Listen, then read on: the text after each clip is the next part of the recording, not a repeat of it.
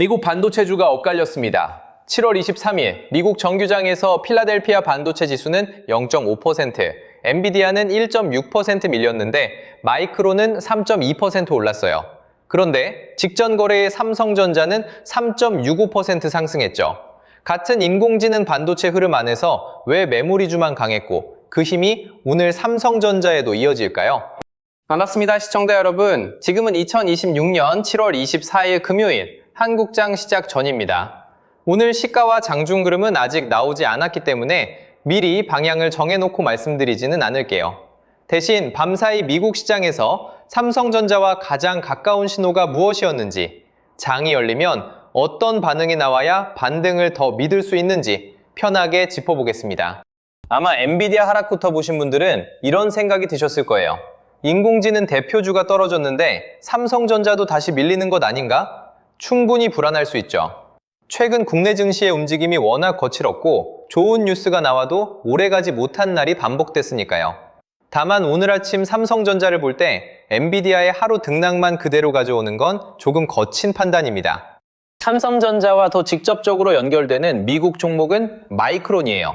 두 회사 모두 메모리 업황의 영향을 크게 받고 인공지능 서버에 필요한 고성능 메모리와 서버용 D램 수요를 함께 바라보고 있죠. 마이크론은 밤사이 3.2% 상승했고 최근 5거래일로 넓히면 16.6% 올랐습니다.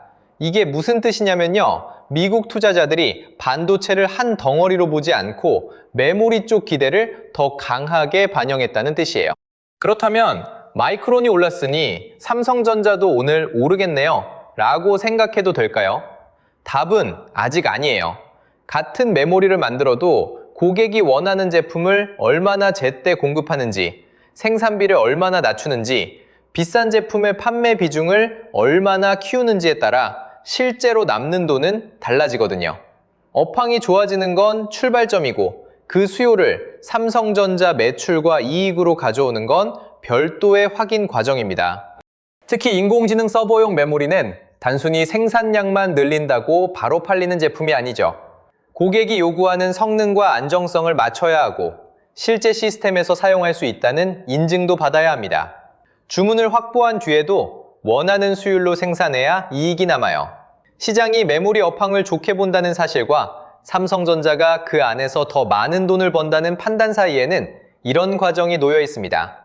쉽게 말하면요. 손님이 몰리는 식당가에 가게가 있다고 모두 같은 매출을 올리는 건 아니잖아요. 손님이 찾는 메뉴를 준비하고 주문이 몰려도 제 시간에 내놓으며 재료비를 관리하는 가게가 실제로 돈을 법니다. 삼성전자도 마찬가지예요. 인공지능 투자가 늘어난다는 뉴스보다 그 투자에 들어갈 메모리를 얼마나 공급하고 한 개를 팔 때 얼마를 남기는지가 더 중요하죠. 여기서 7월 23일 나온 구글 관련 분석을 연결해 볼 수 있습니다. 증권가에서는 구글의 인공지능 생태계 투자 확대가 삼성전자에 도움이 될 수 있다는 전망을 내놨어요. 구글 같은 대형 기술 기업이 데이터 센터와 인공지능 설비에 더 많은 돈을 쓰면 연산 장치만 필요한 게 아닙니다. 데이터를 저장하고 빠르게 옮길 메모리, 서버에 들어갈 D램과 저장 장치의 수요도 함께 늘어날 가능성이 커지죠. 시청자분들은 여기서 구글이 삼성전자 메모리를 직접 많이 사준다는 이야기인가요? 라고 물으실 수 있어요. 지금 핵심은 특정 주문을 미리 단정하는 게 아닙니다. 구글이 인공지능 서비스를 확대하면 데이터 센터에서 처리해야 할 정보량이 커지고 서버 한 대에 들어가는 메모리의 양과 성능 요구도 높아질 수 있다는 산업의 연결을 보는 거예요. 실제 공급과 이익은 후속 숫자로 확인해야 합니다. 왜 이 구분이 중요할까요? 대형 기술 기업의 설비 투자가 늘어도 돈이 모두 메모리로 향하는 것은 아니기 때문이에요. 건물과 전력 설비, 네트워크 장비, 연산용 반도체에도 예산이 들어가죠. 그 가운데 메모리에 배정되는 몫이 커지는지, 삼성전자가 공급할 제품이 포함되는지, 판매 가격이 생산비보다 충분히 좋은지를 봐야 주주에게 돌아오는 이익을 판단할 수 있습니다. 그래도 구글의 투자 확대는 삼성전자에 분명 나쁜 소식은 아니에요. 메모리 회사가 가장 곤란한 건 공장을 돌릴 준비는 돼 있는데 고객 주문이 약한 경우거든요. 반대로 데이터 센터 투자가 이어지고 서버 업체의 주문이 늘면 생산 설비를 더 효율적으로 활용할 여지가 생깁니다. 여기에 고부가 제품 판매가 늘어나면 매출보다 영업이익이 더 빠르게 좋아질 가능성도 열리죠. 다만 시장은 출시장의가 실제 숫자로 나오기 전에 먼저 움직입니다. 그래서 기대가 커질 때 주가가 빠르게 오를 수 있고 나중에 실적이 좋아져도 이미 반영됐다는 이유로 쉬어갈 수도 있어요. 오늘 삼성전자를 볼 때도 구글 투자 확대라는 뉴스가 좋다에서 멈추면 부족합니다. 그 기대를 새로 받아줄 자금이 들어오는지 아니면 전날 상승 뒤 차익 실현이 먼저 나오는지 확인해야 해요. 직전 거래일 삼성전자는 27만 원의 거래를 마쳤고 장중에는 26만 3천 원에서 27만 3천 원 사이를 움직였습니다. 이게 무슨 뜻이냐면요. 메모리 기대를 반영하며 위쪽으로 올라갔지만 장중 흔들림도 잡지 않았다는 얘기예요. 이미 너무 오른 것 아닌가? 라고 걱정하실 수 있는데 하루 가격만으로 과열이나 추가 상승을 단정하기보다 오늘 그 가격대를 실제로 받아주는지 보는 편이 낫습니다. 직전 거래일 거래량은 약 1,600만 주였고 앞선 4거래일 평균의 66% 수준이었어요. 가격은 올랐는데 참여가 직전 평균보다 적었던 셈이죠. 팔 사람이 사라졌다고 단정할 수도 없고 강한 매수가 충분히 붙었다고 말하기도 어렵습니다. 오늘 장에서 상승 출발 자체보다 거래가 늘면서 높은 가격을 유지하는지가 중요한 이유가 여기에 있어요. 또 하나 봐야 할 건 최근 들어온 해외 자금입니다. 최근 5거래일 동안 외국인은 삼성전자를 1조 5,103억 원 순매수했어요. 이게 무슨 뜻이냐면요. 하루짜리 반등에 잠깐 참여한 정도가 아니라 여러 거래일에 걸쳐 삼성전자 비중을 늘린 흐름이 확인됐다는 뜻입니다. 실제로 7월 20일부터 23일까지 순매수가 이어졌다는 점도 눈에 들어오죠. 그 정도로 샀다면 오늘도 계속 사지 않을까요? 라고 생각하실 수 있습니다. 꼭 그렇지는 않아요. 이미 짧은 기간에 가격이 빠르게 회복됐기 때문에 일부 자금은 수익을 정리할 수 있고 미국 시장의 분위기나 국내 지수 움직임에 따라 태도가 달라질 수도 있거든요. 최근 매수는 반등을 설명하는 근거이지 오늘도 같은 행동을 반복한다는 약속은 아닙니다. 오히려 오늘은 그 자금이 어떻게 반응하는지를 시험하는 날에 가깝습니다. 미국 필라델피아 반도체 지수와 엔비디아가 약했다는 이유로 곧바로 빠져나가는지 아니면 마이크론 강세와 구글 투자 확대를 더 중요하게 보고 삼성전자를 계속 보유하는지가 관건이죠. 장중 추정치만 보고 결론을 서두르기보다 가격이 움직인 뒤 실제 순매수 방향은 장이 끝난 다음 확인하는 게 맞습니다. 여기서 마음이 복잡해지는 분들도 계실 거예요. 전날 올랐으니 지금이라도 따라가야 할 것 같고 미국 반도체 지수가 밀렸으니 다시 기다려야 할 것 같죠? 두 생각이 동시에 드는 게 이상한 게 아닙니다. 지금처럼 종목마다 반응이 갈리고 국내 지수의 하루 변동도 큰 때는 방향을 맞추려는 것보다 내가 어떤 신호를 본 뒤 움직일지 먼저 정하는 편이 훨씬 도움이 됩니다. 신규 매수를 고민한다면 장 시작 직후에 첫 움직임만 보고 따라갈 필요는 없어요. 높은 가격에서 출발하더라도 거래가 붙지 않은 채 상승폭을 반납할 수 있고 낮게 시작해도 메모리주 강세를 다시 반영하며 회복할 수 있거든요. 중요한 건 시초가의 모양이 아니라 직전 거래일 종가 부근에서 매수와 매도가 부딪힌 뒤 어느 쪽으로 자리를 잡는지입니다. 이미 보유하고 있다면 엔비디아가 하루 하락했다는 이유만으로 보유 이유를 전부 바꿀 필요도 없습니다. 삼성전자의 핵심 연결고리는 인공지능 연산장치의 하루 등락보다 서버용 메모리 수요와 판매 수익성이에요. 다만 마이크론이 올랐으니 삼성전자도 결국 오른다는 믿음만으로 버티는 것도 곤란하죠. 경쟁사의 강세를 삼성전자의 고객 주문과 이익으로 착각해서는 안 됩니다. 보유 비중이 큰 분은 전망보다 계좌를 먼저 보셔야 합니다. 삼성전자에 대한 판단이 맞더라도 한 종목이 계좌 대부분을 차지하면 장중 작은 흔들림에도 계획을 바꾸기 쉬워요. 생활에 필요한 돈까지 들어가 있으면 기다려야 할 때 팔고 오히려 확인이 필요한 순간 급하게 추가 매수할 수 있습니다. 내 매수가와 보유 수량, 남은 현금을 먼저 적어보는 이유가 바로 여기에 있어요. 오늘 장에서 좋은 반응은 분명합니다. 미국 반도체 지수의 약세에도 삼성전자가 직전 거래일 종가 부근을 지키고 거래가 늘면서 위쪽 가격을 다시 시도하는 흐름이에요. 이후 실제 매매 주체까지 이어진다면 시장이 엔비디아의 하루 하락보다 마이크론의 강세와 구글의 인공지능 투자 확대를 더 크게 받아들였다고 볼 근거가 생깁니다. 반대 신호도 선명하게 봐야 합니다. 마이크론이 강했고 구글 관련 기대도 나왔는데 삼성전자가 직전 거래일 종가를 지키지 못한 채 상승분을 빠르게 반납한다면 좋은 재료가 이미 상당 부분 반영됐을 가능성을 열어둬야 해요. 특히 거래가 늘면서 가격이 아래로 밀린다면 이번 움직임을 추세 상승으로 서둘러 해석하기보다 짧은 반등이었는지 다시 살펴봐야 합니다. 현재는 삼성전자의 반등이 이어질 가능성에 조금 더 무게를 둘 수 있어요. 이유는 미국 반도체 전체가 아니라 메모리주가 상대적으로 강했고 구글의 인공지능 투자가 서버용 메모리 수요를 늘릴 수 있으며 최근 5거래일 동안 해외 자금이 실제로 들어왔기 때문이죠. 다만 오늘 아침의 답은 무조건 매수도, 무조건 매도도 아닙니다. 기대가 국내 가격에서 확인되는지를 기다리는 겁니다. 확인 신호는 직전 거래일 종가 부근을 지키면서 거래가 늘어나는지, 그리고 장이 끝난 뒤 외국인 매수가 이어졌는지예요. 반대로 해당 가격을 지키지 못하고 거래까지 늘면서 밀린다면 메모리 기대보다 단기 차익 실현이 우세했다고 봐야 합니다. 오늘은 첫 10분의 방향보다 하루 동안 기대를 소화한 뒤 어디에 자리 잡는지가 더 중요합니다.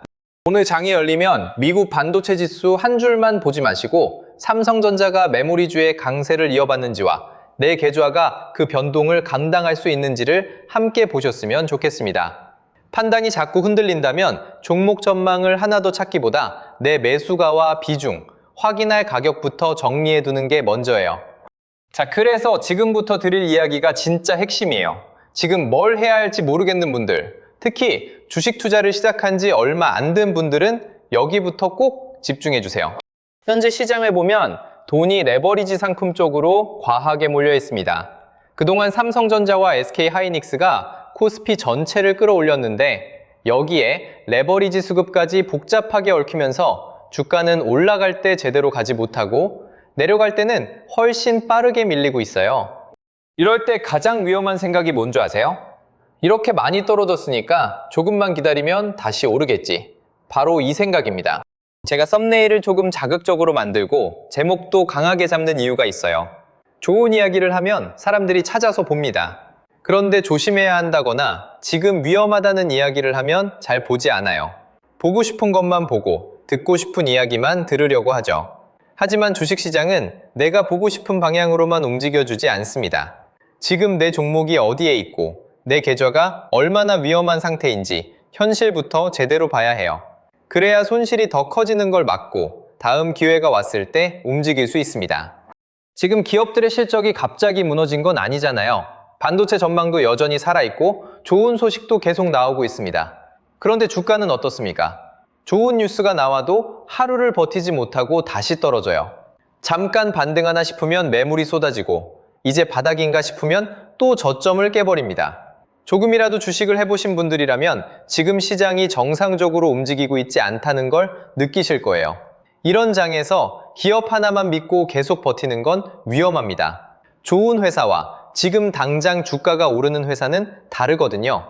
회사가 아무리 좋아도 시장에서 다시 사주는 돈이 들어오지 않으면 주가는 계속 눌릴 수 있습니다.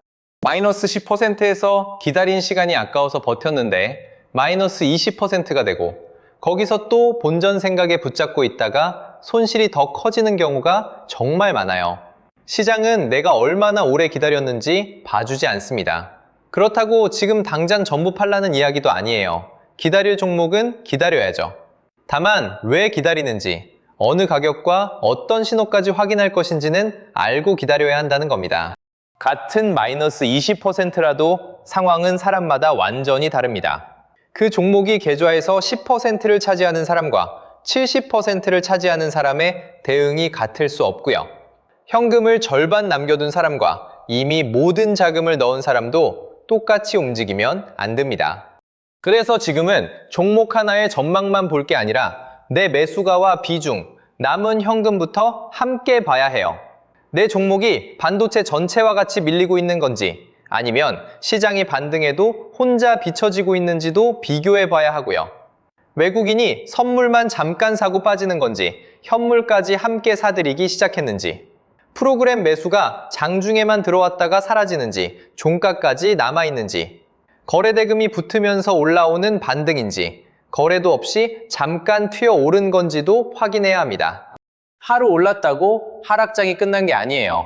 이런 변화가 함께 나타나야 그때부터 시장이 조금씩 달라지고 있다고 볼 수 있는 겁니다. 그런데 이걸 매일 혼자 확인하기가 쉽지 않죠. 외국인 수급을 보라는데 어디에서 봐야 하는지 모르겠고, 프로그램 매매와 거래대금을 확인해도 그 숫자가 좋은 건지 나쁜 건지 판단하기 어렵습니다.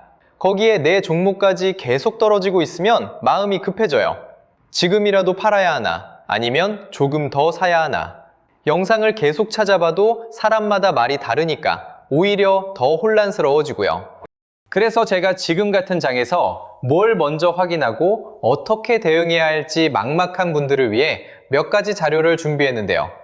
당장 하락이 더 나왔을 때 무엇부터 확인해야 하는지, 어느 신호까지는 기다려볼 수 있고 어떤 변화가 나타나면 비중을 다시 살펴봐야 하는지를 하락장 대응 가이드에 담아두었습니다.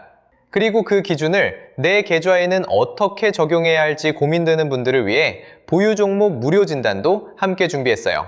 보유 종목과 매수가, 현재 손익과 비중을 바탕으로 한 종목에 돈이 너무 많이 몰려있지는 않은지, 시장보다 유독 약하게 움직이는 종목은 무엇인지, 지금 계좌에서 어떤 종목부터 살펴봐야 하는지 확인하실 수 있습니다. 종목마다 똑같이 물을 타거나 한꺼번에 팔기 전에 기다려볼 종목과 반등이 왔을 때 비중을 살펴볼 종목부터 나눠보자는 겁니다. 현재 계좌를 어느 정도 점검했다면 그 다음에는 시장이 돌아섰을 때를 준비해야겠죠.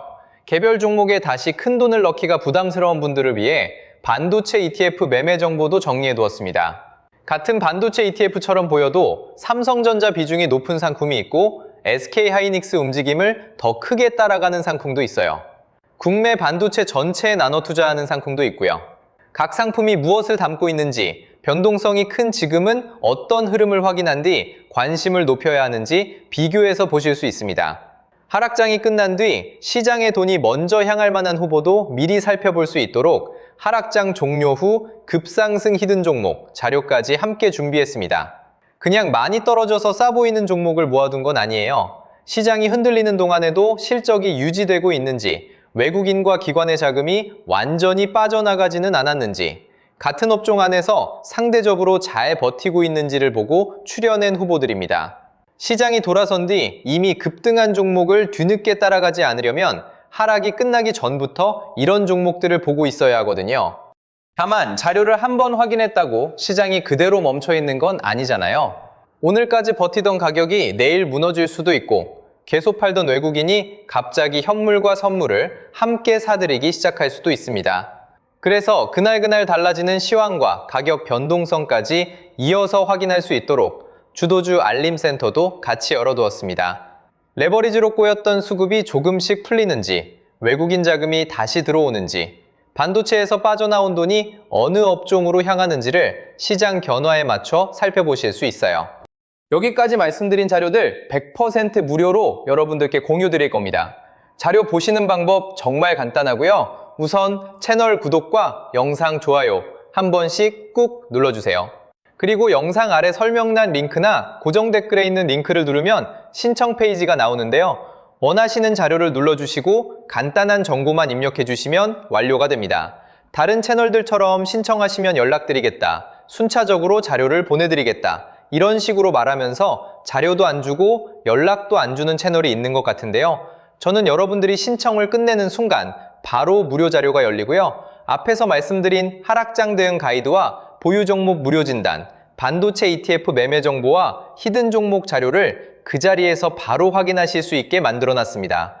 지금 보유 종목이 가장 걱정된다면 내 계좌부터 점검해 보시고요. 추가 하락에 어떻게 대응해야 할지 막막하다면 하락장 대응 기준부터 살펴보시면 됩니다.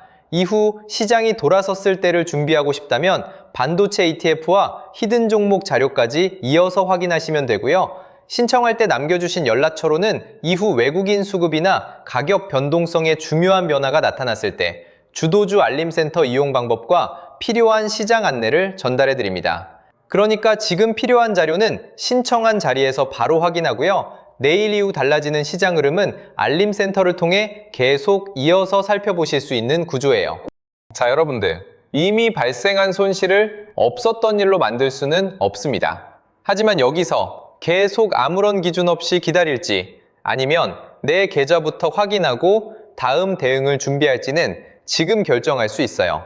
계좌를 열 때마다 뭘 해야 할지 몰라 답답하셨다면 이번에도 언젠가는 모르겠지 하고 그냥 넘기지 마세요.